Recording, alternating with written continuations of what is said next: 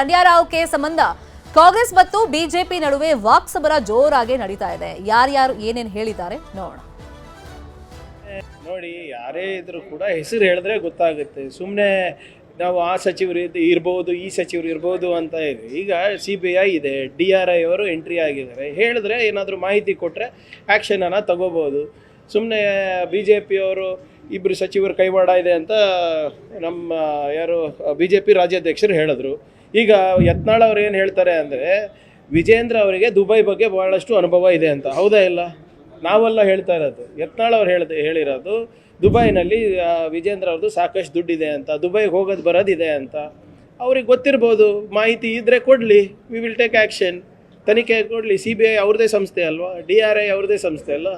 ಯಾರು ಬೇಡ ಅಂದಿರೋದು? ಸುಮ್ಮನೆ ಗಾಳಿನಲ್ಲಿ ಗುಂಡು ಹಾರಿಸಿದ್ರೆ ಪ್ರಯೋಜನ ಇಲ್ಲ ಸ್ವಾಮಿ. ದಾಖಲೆಗಳು ಕೊಡಿ, ಹೆಸರುಗಳು ಹೇಳಿ, then we will see what needs to be done. ನೋಡಿ, ಮೊದಲೇದಾಗಿ ನಮ್ಮ ಕನ್ಸರ್ನ್ ಏನಂತ ಹೇಳಿದ್ರೆ, ಒಂದು ಗೋಲ್ಡ್ ಸ್ಮಗ್ಲರು ಏರ್ಪೋರ್ಟಿಂದ ಹೊರಗೆ ಬರುವಂಥ ಸಮಯದಲ್ಲಿ ಏನೂ ಚೆಕ್ಕಿಂಗ್ ಆಗದೆ, ಏನೂ ಫ್ರಿಸ್ಕಿಂಗ್ ಆಗದೆ, government protocol, government of police ಆಫೀಸರ್ಸನ್ನು ಪ್ರೋಟೋಕಾಲೊಂದಿಗೆ ವಿದೌಟ್ ಚೆಕ್ಕಿಂಗ್ ಹೊರಗೆ ಬರ್ತಾರೆ ಇರುವುದೇ ನಮ್ಮ ಕನ್ಸರ್ನ್. ಇದ್ರ ಹಿಂದೆ ರಾಜಕೀಯ ಕೈವಾಡ ಇದ್ದೇ ಇರ್ತದೆ, ರಾಜಕೀಯ ಕೈವಾಡ ಇದ್ದೇ ಇದೆ. ಯಾಕಂದ್ರೆ ಅಷ್ಟು ದೊಡ್ಡ ವ್ಯವಸ್ಥೆಯಲ್ಲಿ ಇಷ್ಟು ದೊಡ್ಡ ಪೊಲೀಸ್ ಸಿಸ್ಟಮನ್ನು ನೀವು ಮಿಸ್ಯೂಸ್ ಮಾಡ್ತಾಯಿದ್ದೀರಿ. ನಮ್ಮ ಕನ್ಸರ್ನ್ ಅದು. ಈಗ ಇವರು ಹಿಟ್ ಆ್ಯಂಡ್ ರನ್ ಆಗಿ ಅವರ ಮೇಲೆ ಏನು ಅಪವಾದ ಬಂದಿದೆ ಅದಕ್ಕೆ ಅವರು ಉತ್ತರ ಕೊಡಲಿ. ಯಾಕೆ ಪೊಲೀಸ್ ಫೋರ್ಸ್ ಯೂಸ್ ಆಗ್ತಾ ಇದೆ, ಯಾಕೆ ಪ್ರೋಟೋಕಾಲ್ ಕೊಡ್ತಾ ಇದ್ದಾರೆ, ಯಾಕೆ ಸ್ಮಗ್ಲಿಂಗ್ ಮಾಡುವಂಥ ವ್ಯಕ್ತಿ ಫ್ರಿಸ್ಕಿಂಗ್ ಆಗದೆ, ಚೆಕ್ಕಿಂಗ್ ಆಗದೆ ಹೇಗೆ ಹೊರಗೆ ಬರ್ತಾಯಿದ್ರು, ಎಷ್ಟು ಸತಿ ಇದಾಗಿದೆ, ಅದಕ್ಕೆಲ್ಲ ಉತ್ತರ ಕೊಡಲಿ ಅವರು. ಈಗ ಸೆಂಟ್ರಲ್ ಗೌರ್ಮೆಂಟಿನ revenue system director of revenue ಸಿಫ್ರೆನ್ಸ್ ಅವರು ಹಿಡಿದ ಕಾರಣ ಈಗ CBI ಎನ್ಕ್ವೈರಿ ಆಗ್ತಾಯಿದೆ. ಎನ್ಕ್ವೈರಿ ಆಗುವಾಗ ನಮ್ಗೆ ಎಲ್ಲರೂ ಸಹ ತಿಳಿತದೆ. ಇವರೆಲ್ಲರೂ ಸಹ ಈಗ ಬಾಯಿ ಬಂದಾಗೆ ಮಾತಾಡ್ತಾ ಇದ್ದಾರೆ. ಯಾಕಂತ ಹೇಳಿದ್ರೆ ಅವರಿಗೆ ಎಲ್ಲೋ ಒಂದು ಕಡೆ ಚಳಿ ಕೂತಿದೆ, ಒಂದು ಸ್ವಲ್ಪ ಹೆದರಿಕೆ ಆಗಲಿ ಸ್ಟಾರ್ಟ್ ಆಗಿದೆ. ಎಲ್ಲೋ ಇನ್ನು ನಮ್ಮ ಹೆಸರು ಬರ್ತದೆ, ಎಲ್ಲರೂ ಇನ್ವಾಲ್ವ್ ಆಗಿ ತೋರ್ತಿದ್ದಾರೆ. ನಟಿ ರಣ್ಯಾ ರಾವ್ ಕಹಾನಿ ಇಲ್ಲಿಗೆ ಮುಗಿಯಲ್ಲ. ಈಕೆಗೆ ಮುಧೋಳದ ನಂಟು ಇತ್ತು ಅನ್ನೋದು ಈಗ ಬಹಿರಂಗ ಆಗಿದೆ.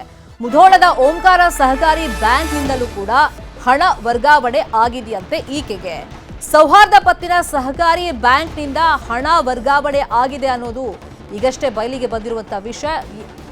ಏಪ್ರಿಲ್ನಲ್ಲಿ 2022ರಲ್ಲಿ 10 ಲಕ್ಷ ಹಣ ವರ್ಗಾವಣೆ ಆಗಿದೆಯಂತೆ. 2 ದಿನದಲ್ಲಿ ಸುಮಾರು 10 ಲಕ್ಷ ಹಣ ವರ್ಗಾವಣೆ ಆಗಿದೆ ಅಂತೇಳಿ ಈಗ ಮಾಹಿತಿಗಳು ಸಿಗ್ತಾ ಇದೆ. ಓಂಕಾರ ಬ್ಯಾಂಕ್ ಖಾತೆಯಿಂದ ವರ್ಗಾವಣೆ ಆಗಿದೆ ಅಂತ ಮಾಹಿತಿ ಇದೆ.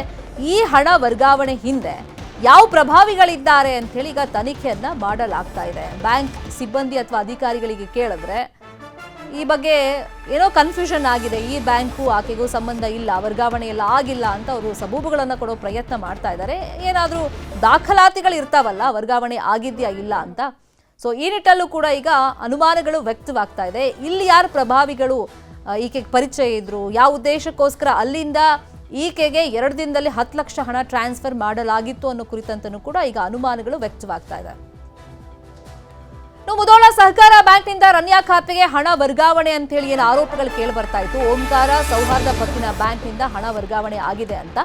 ನಮ್ಮ ಬ್ಯಾಂಕ್ನಿಂದ ಯಾವುದೇ ಹಣ ಆಕೆಗೆ ಹೋಗಿಲ್ಲ, ವರ್ಗಾವಣೆ ಮಾಡಲಾಗಿಲ್ಲ ಅಂತೇಳಿ ಬ್ಯಾಂಕ್ನ ಕಾರ್ಯದರ್ಶಿ ಸ್ಪಷ್ಟನೆಯನ್ನ ಕೊಡೋ ಪ್ರಯತ್ನವನ್ನ ಮಾಡಿದ್ದಾರೆ. ಮುಧೋಳದ ಓಂಕಾರ ಸೌಹಾರ್ದ ಪತ್ತಿನ ಬ್ಯಾಂಕ್ನಿಂದ 2022 ಏಪ್ರಿಲ್ನಲ್ಲಿ 2 ದಿನದಲ್ಲಿ 10 ಲಕ್ಷ ಹಣ ವರ್ಗಾವಣೆ ಆಗಿತ್ತು ಬೆಂಗಳೂರಿನ ಅಕೌಂಟ್ಗೆ ಅಂತ ಹೇಳಲಾಗ್ತಾ ಇತ್ತಲ್ಲ. ಓಂಕಾರ ಅನ್ನುವಂಥ ಬೇರೆ ಬ್ಯಾಂಕ್ನಿಂದ ಹಣ ಹೋಗಿರಬಹುದು, ಆದರೆ ನಮ್ಮ ಬ್ಯಾಂಕ್ನಿಂದ ಅಲ್ಲ ಅಂತ ನ್ಯೂಸ್ 18ಗೆ ಬ್ಯಾಂಕ್ ಕಾರ್ಯದರ್ಶಿ ಮಾಹಿತಿಯನ್ನ ಕೊಟ್ಟಿದ್ದಾರೆ. ಇದೇ ವಿಚಾರವಾಗಿ ಇನ್ನಷ್ಟು ಡೀಟೇಲ್ ಆಗಿ ಇನ್ಫಾರ್ಮೇಶನ್ ಕೊಡೋದಕ್ಕೆ ಫೋನ್ ಸಂಪರ್ಕದಲ್ಲಿ ಕನೆಕ್ಟ್ ಆಗಿದ್ದಾರೆ ನಮ್ಮ ರಿಪೋರ್ಟರ್ ಮಂಜುನಾಥ್. ಈಗ ಓಂಕಾರ ಅನ್ನೋ ಒಂದು ಹೆಸರಲ್ಲಿ ಬ್ಯಾಂಕ್ ಎಷ್ಟಿದೆ ಅಂತ ಹುಡುಕ್ಬೇಕಾದಂತ ಪರಿಸ್ಥಿತಿ ಬಂತು ಅಂತ ಕಾಣಿಸುತ್ತೆ. ಇವಾಗ ನಾವೇನ್ ತೋರಿಸ್ತಾ ಇದೀವಿ, ಆ ಪರ್ಟಿಕ್ಯುಲರ್ ಓಂಕಾರ ಸಹಕಾರಿ ಬ್ಯಾಂಕ್ ನಲ್ಲಿ ಸಿಬ್ಬಂದಿ ಅಥವಾ ಕಾರ್ಯದರ್ಶಿ ಏನ್ ಸಬೂಬುಗಳನ್ನ ಅಥವಾ ಸ್ಪಷ್ಟನೆಯನ್ನ ಕೊಡ್ತಾ ಇದ್ದಾರೆ ಈ ಹಣ ವರ್ಗಾವಣೆ ವಿಷಯಕ್ಕೆ ಸಂಬಂಧಪಟ್ಟಂಗೆ? ಖಂಡಿತವಾಗ್ಲೂ ಶರ್ಮಿತಾ, ಏನಂತಂದ್ರೆ ಗೋಲ್ಡ್ ಸ್ಮಗ್ಲಿಂಗ್ ನಲ್ಲಿ ಆರೋಪಿಯಾಗಿರುವಂತಹ ನಟಿ ರಣ್ಯಾ ಅವರ ಪ್ರಕರಣ ಈಗ ಮುಧೋಳಕ್ಕೆ ನಂಟಾಗಿರುವಂತದ್ದು.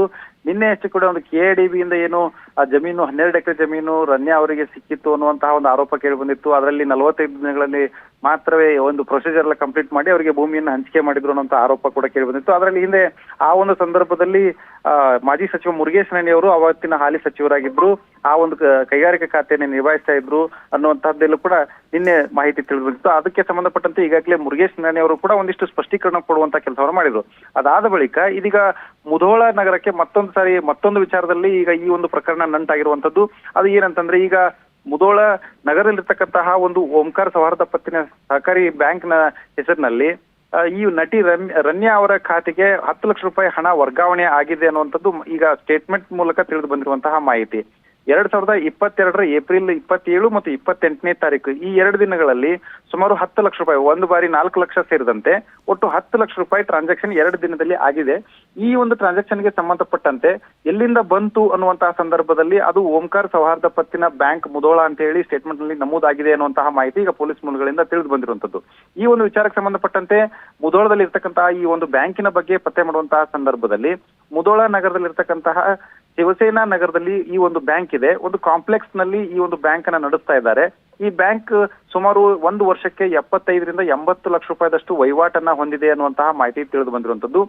ದಿಗಂಬರ್ ಲೋನಾರಿ ಅನ್ನುವಂಥವ್ರು ಈ ಬ್ಯಾಂಕಿನ ಅಧ್ಯಕ್ಷರಾಗಿದ್ದಾರೆ. ಇವರು ಕೂಡ ಈ ಒಂದು ಏನು ವ್ಯವಹಾರಕ್ಕೆ ಸಂಬಂಧಪಟ್ಟಂತೆ ಮತ್ತು ವರ್ಗಾವಣೆಯ ವಿಚಾರಕ್ಕೆ ಸಂಬಂಧಪಟ್ಟಂತೆ ಈ ಬ್ಯಾಂಕಿನ ಕಾರ್ಯದರ್ಶಿ ನ್ಯೂಸ್ 18 ಜೊತೆ ಮಾತನಾಡ್ತಾ ಹೇಳ್ತಾ ಇರುವಂತದ್ದು ಏನಂತಂದ್ರೆ, ನಮಗೂ ಈ ಒಂದು ವರ್ಗಾವಣೆಗೂ ಯಾವುದೇ ರೀತಿಯಂತ ಸಂಬಂಧ ಇಲ್ಲ. ಒಂದು ವೇಳೆ ಈ ಒಂದು ನಮ್ಮ ಬ್ಯಾಂಕಿನ ಹೆಸರಿನಲ್ಲಿ ಟ್ರಾನ್ಸಾಕ್ಷನ್ ಆಗಿದೆ ಅನ್ನುವಂಥದ್ದು ಏನಾದ್ರು ಕಂಡು ಬಂದಿದ್ರೆ ಅದು ಟೆಕ್ನಿಕಲ್ ಪ್ರಾಬ್ಲಮ್ ಇಂದ ಆಗಿರಬಹುದು ಅಥವಾ ಇನ್ನೊಂದು ಯಾವುದೇ ರೀತಿಯಾಗಿ ಆನ್ಲೈನ್ ನಲ್ಲಿ ಆಗಿರುವಂತಹ ಸಂದರ್ಭದಲ್ಲಿ ಏನಾದ್ರೂ ಸಮಸ್ಯೆಗಳಾಗಿರ್ಬಹುದು. ಆದ್ರೆ ನಮ್ಮ ಬಳಿ ಇರ್ತಕ್ಕಂತಹ ಒಂದು ಸ್ಟೇಟ್ಮೆಂಟ್ ನಲ್ಲಿ ಆಗಿರ್ಬೋದು, ನಮ್ಮ ಬಳಿ ನಾವು ಮೇಂಟೈನ್ ಮಾಡಿರುವಂತಹ ಅಕೌಂಟ್ಸ್ ನಲ್ಲಿ ಯಾವುದೇ ರೀತಿಯಾಗಿ ನಮ್ಮ ಖಾತೆಯಿಂದ ಅವರಿಗೆ ಹಣ ಹೋಗಿಲ್ಲ ಅನ್ನುವಂತಹ ಮಾಹಿತಿಯನ್ನ ಹೇಳ್ತಾ ಇದ್ದಾರೆ. ಅದರ ಜೊತೆಗಿನ ಪೊಲೀಸರು ಕೂಡ ಈಗಾಗಲೇ ಈ ಒಂದು ಬ್ಯಾಂಕ್ನ ಸಿಬ್ಬಂದಿಯವರನ್ನ ಒಂದಿಷ್ಟು ಮಾಹಿತಿಯನ್ನ ಪಡೆದುಕೊಳ್ಳುವಂತಹ ಹಿನ್ನೆಲೆಯಲ್ಲಿ ವಿಚಾರಣೆಯನ್ನು ನಡೆಸಿದ್ದಾರೆ.